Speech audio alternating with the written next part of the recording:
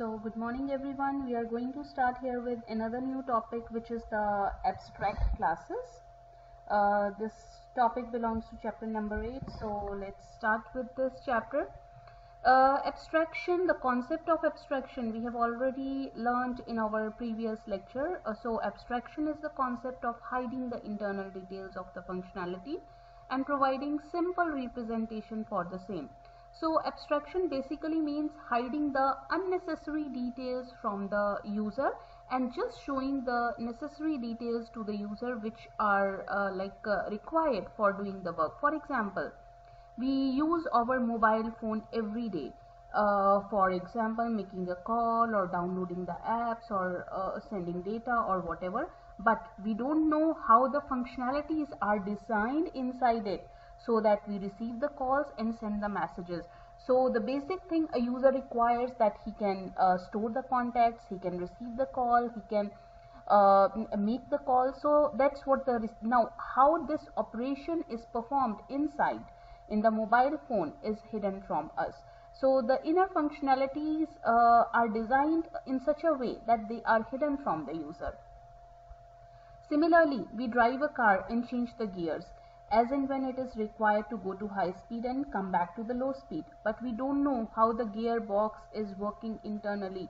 When we switch on from the lower gear to the higher gear, how the speed changes, so we don't know how it is working internally. Similarly, in Java, we can write a method to perform some functionality inside a class, and we can expose it to outside world just by providing an option to call this method. Now, the method which we have created inside a class is hidden from the user. It is just providing the we are calling the method from the outside world, and it will do the required function. So in this way we hide the internal implementation and abstract it inside a method. And there are many more methods which use the abstraction principle. So how the abstraction is used in Java, we are going to talk about it. We can achieve abstraction in Java using two ways. First way is by using the abstract classes, and second way is by using the interfaces. In this lecture, we are going to talk about how to achieve the abstraction by the first option, which is the abstract class. Interface also we will talk about, but later on, maybe in the next chapter. So let's start with the abstract classes. Now, what is an abstract class? There is a difference between a normal class that you make and an abstract class. So abstract class is a class in which one or more methods there are one or more methods, but the methods do not have a body or the definition, but they are just declared.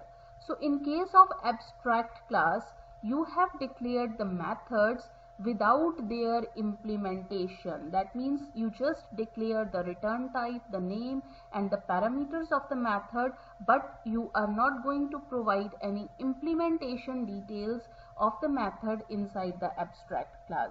So in abstract class we can declare one or more abstract methods. Abstract class in Java can be created by using the abstract keyword. So abstract keyword is used to create the abstract class in Java. If we make any class as abstract, it cannot be instantiated. Very important point. It cannot be instantiated means we cannot create the object. We cannot cannot create an object of the class, which means we will not be able to create the object of the abstract class. Inside the abstract class, we can declare any number of abstract methods as well as concrete methods. So there are two types of methods now, abstract methods and concrete methods. Concrete methods are just like the normal methods that you have been making until now and providing the implementation. Whereas abstract methods are the methods which are declared with the abstract keyword, and they do not have the body or they do not have the implementation. So using abstract class we can achieve 0 to 100% abstraction. So abstract class is a type. It can have a variable whose type is an abstract class. It can have a parameter whose type is an abstract class. So now abstract classes and what are the we are going to talk about more on abstract classes. and the subclasses of the abstract classes. So now, if a class is abstract, first an important point is it cannot be used to create objects. They are mainly used as the parent classes. So abstract class, normally they are used for as a parent classes. Abstract class can have more than one abstract method. An abstract method is a method without a body which is not defined. Subclasses, now the child classes of the abstract classes. It is possible to instantiate a subclass that extends an abstract class. That means we can create an object of the subclass that extends an abstract class.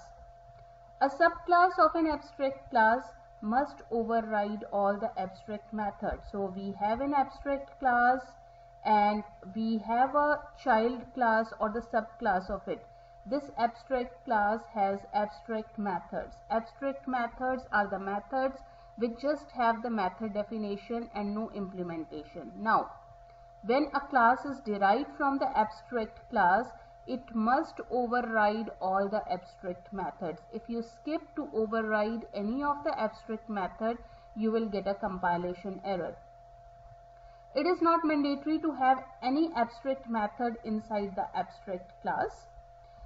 It is allowed in Java to declare a subclass of the abstract class also abstract. So, subclass of the abstract class can also be abstract. Alright, so let's go into detail how to write the syntax and how to write the abstract class and how to write the abstract method. An abstract class is always written with the keyword abstract. So, public abstract class shape. And then abstract class can have concrete methods, it can have abstract methods, it can have variables. So if you see over here, there are two abstract methods, get area, get perimeter, and the return type of the method is double. And if you see, we haven't provided any implementation of the method over here. So the method will end by just a semicolon. That means we have just provided the definition of the method. The implementation of the method will be provided in the subclass where it is used. And the abstract method, it has a keyword abstract also. Alright, so now let's check the subclass of this shape class. Public class circle extends shape. So abstract class is a parent class, shape is an abstract class and parent class. Now this has a static and final variable. Now if you see both the methods, circle is overriding both the methods get area, get perimeter. Now when you are overriding the methods in the subclass, remove this keyword abstract in the subclass. So you will just write, you can change the access modifiers, you can make it public. Public double get area, and inside the parameter can be anything. So it takes only one parameter of double type. It takes only one parameter of double type. So basically the thing is, it takes one parameter of double type, it takes one parameter of double type. So get area method, and we are passing one parameter of double type, and we are returning the area of the circle. Get perimeter method also takes one parameter over here, and we have provided one parameter of double type, and it is calculating the perimeter of the circle, which is 2 pi r. Now the main we have also one more class, which is square.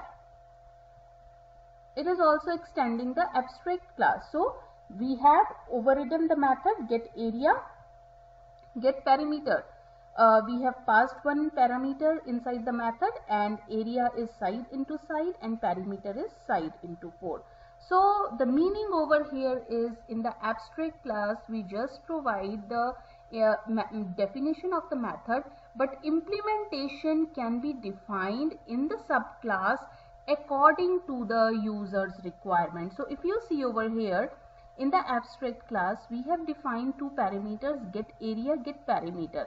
Now these two methods can be used to calculate the area of any shape, area of triangle, area of rectangle, area of trapezoid, area of trapezium, any shape. Similarly, perimeter of any shape, the method can be used to calculate the area of any shape. This is the idea behind the abstract classes. So moving ahead, class which is declared as an abstract is called as abstract class. Now, important point is it can have abstract methods and the non-abstract methods. Non-abstract methods are the concrete methods which we have created until now. It needs to be extended and its method implement. It cannot be instantiated. So we have a class a phone which is abstract and it has two abstract methods, receive call and send message. Now any concrete class which extends the phone class will provide the method implementation of these two methods, receive call and the send message. This definition is actually internal details of how this functionality should be implemented. Anyone who needs to access this functionality has to call the method using the phone object pointing to its subclass. Alright, moving ahead. Now, a method that is declared as abstract and does not have implementation, no implementation is required, only signature of the method. So this is the abstract method. We need only the signature of the method. Abstract methods cannot be private. You cannot provide the methods over here as private, but other access modifiers are completely okay, public, protected and default. Concrete class, a class with no abstract method. So this is a concrete class. If you see, there are no abstract methods. Any concrete class which extends the above abstract class will provide the implementation to these abstract methods. So if you see, we have a class phone, we have two abstract methods, receive call and send message, and the class Samsung extends phone. So now it will provide implementation to both these methods, receive call and the send message. Alright, abstraction, anyone who needs to access this functionality, now main method has to be created and object of the child class will be made. So what is the child class? Samsung is the child class. So we will make a method using the phone object. If you see over here, phone Samsung is equals to new Samsung. So if you see over here, phone Samsung is equals to, so what we have done, we are doing over here the upcasting. So the child class is casted as a parent. Now object of the phone object pointing to its subclass. So now we can call both the methods, receive call and the send message, and we will get the output call received in Samsung, message sent in Samsung. Now Samsung has provided the concrete definition for the abstract methods and declared inside the phone abstract class. Going ahead, abstract constructor and data members. Now what other things we can have inside the abstract class? An abstract class can have fields, that means variables. It can have abstract methods. It can have concrete methods. It can have constructors, and even it can have main method. For example, if you see over here, we have an abstract class called vehicle. We have fields. We have a registration number which is a field and the type is string. We have a constructor. We have two abstract methods and we have a concrete method also. So all these things can be defined. Now most important point is, if any class has an abstract method, then the class must be declared as abstract. Non-abstract class cannot have an abstract method. What do I mean over here? For example, I have a class over here Samsung. It is not an abstract class. But if I include any abstract method over here, the class has to be declared as an abstract class. So if any class has abstract method, the class must be declared as an abstract class. Alright, so moving ahead.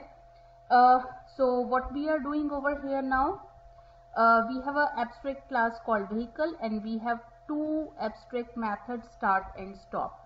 Now we have a class two-wheeler which extends the vehicle class. So we have provided the implementation of the abstract methods which are start and stop over here in the child class.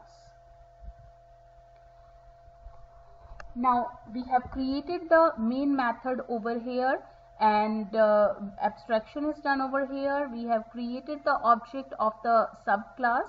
Now two-wheeler dot registration number, this field, this registration number belongs to the abstract class. We can refer, but we can assign any value to this. Start, stop and display. So start method will call the start method of the child class, two-wheeler class. Stop method of the two-wheeler class will be called, and display method of the vehicle class will be called. So how will the execution of this program will be? Vehicle two-wheeler is equals to new two-wheeler. So if you see over here, we have created a constructor over here also. So when we create this object, first of all, constructor of vehicle class will be referred over here, creating the vehicle. Then registration number has just been initialized. Start method is called. So start method, it will print two-wheeler start logic.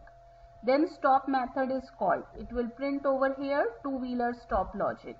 And last one is display. What the display method is doing? It is just displaying the vehicle registration number, and it will take the value from here, whatever is the value in the registration number field, HR01Q2125. So it will print all this. So this is how we can make an abstract class, call its concrete methods and use its fields also. Now let's talk about rules for the abstract class. There are certain rules which we must remember when we are creating the abstract class. If a class has any one method declared as abstract, then the class must be defined as abstract. This is what I just told in one of the points before. So for example, let's talk about this program, class vehicle. Now this class has an abstract method. A non-abstract class cannot have an abstract method. So if there is any method declared as an abstract, now the class must also be declared as an abstract. So if you run this program, you will get a compilation error. It will fail during the compile time because the class is not declared as abstract. So the correct way is we must declare the class over here as abstract. So then it will be fine. Rule number 2, whenever we are extending any abstract class that has abstract method, we should either provide the implementation of the method or make this subclass also abstract. So now there are 2 points in rule 2. When we are making a child class of the abstract class, either we must provide the implementation of all the methods in the child class, or we can also make the child class also as an abstract class. So how will I make the child class as an abstract class? By providing any more abstract methods inside the abstract class. So I'm going to first of all talk about the first point. It should provide implementation of the method. So we have a class vehicle, we have abstract method start, and we have a concrete method. Now when we make a child class of the abstract class, it must provide the implementation of the method. So we have created a two-wheeler class from the abstract class vehicle. Now since the start method is abstract, so we are providing over here the implementation of the abstract method. Alright, now we will talk about the second point. We should make the subclass also as an abstract class.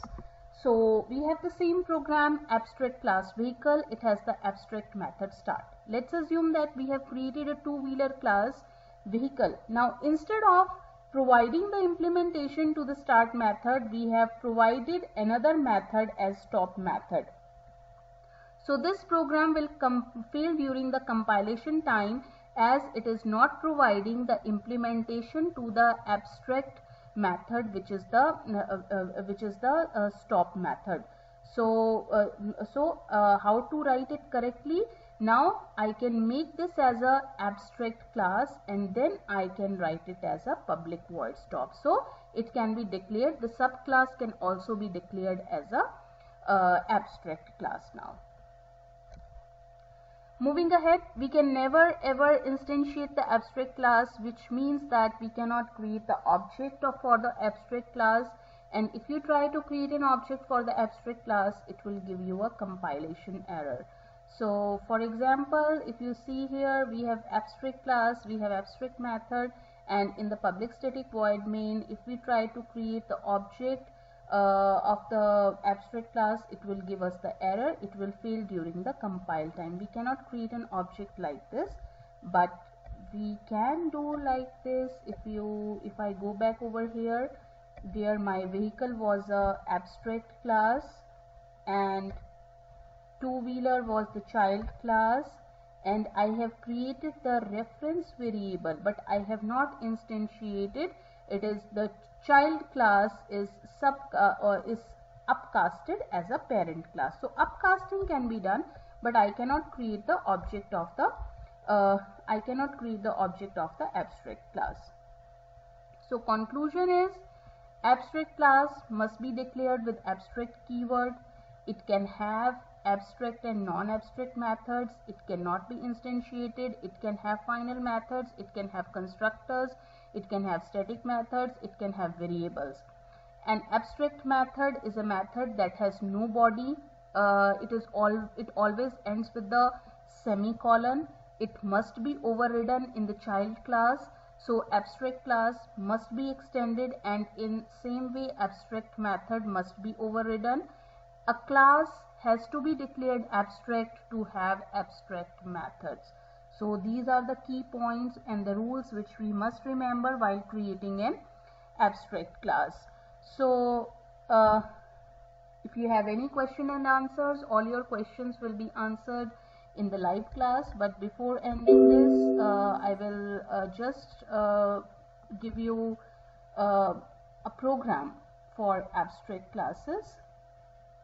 So let's just check how to create a simple program for this, for the abstract classes. Okay, so I have an example over here. I have person class, student class, and the password main. Alright, so let me just open all these three.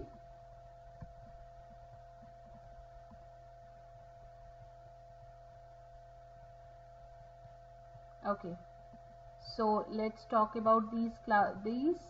So person class, any person a person will always have a password because it's the digital world, so a person will always have some or different kind of password.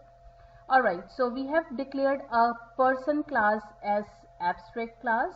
Then we have provided data member, which is the field name and string, and we have declared it as a private, and we have initialized it. Now it has two abstract methods, set password and get password. Set password takes one parameter, get password has a return type which is integer. Now since the field name is private, we must provide get name and set name method so that it can be accessed in the child class. So this is what we have done here. Now coming to the concrete class, student class extends person. Now when this class extends person, that means we have to provide the implementation of the two abstract methods which are set password and the get password in the student class. So here in the student class we have declared a variable password type integer and it's private. So we have provided the implementation for the set password and the get password method. Let me compile these programs because we will run it. Okay, now in the main class, let's check what we have done. In the main class, now we have included the class scanner because we want to take the name and the password from the user. So we have created an object of the student class. I can create the object like this, or even I can create the object like this also. Person P is equals to new student. This is also perfectly fine as shown in the slides. Alright, so now what we have done, we are just printing the name, because in the person class already the name has a value. So we are printing the value in the variable name name by using the get name method. Then we want the user to enter the new name, so that's why we have used the scanner class to enter the new name. So for taking the new name, we will call the method set name method from the person class, and then we are printing the new name. Now same thing is for the password. Since we do not have any password assigned in the beginning, so default type for the integer is 0. We are taking the new password from the user, and then we are calling the set password method and the get password method. So let's see how it works. A very simple program. So old name is Salim. See here, from the old name s.getName, it will fetch the old name, which is Salim. Enter new name, because we are taking the new name. Let's check. Let's enter Ali. So set name method will be called and get name method. So new name is Ali. Password section. This is the password section. Old password. Get password method will print 0 here, because we haven't provided any password over here in the student program. So we will provide the password now. Let's assume 1111. New password is 1111. So this is how the abstract classes works. Soon we will have a exercise on the abstract classes. So I finished the lecture over here. Thank you so much.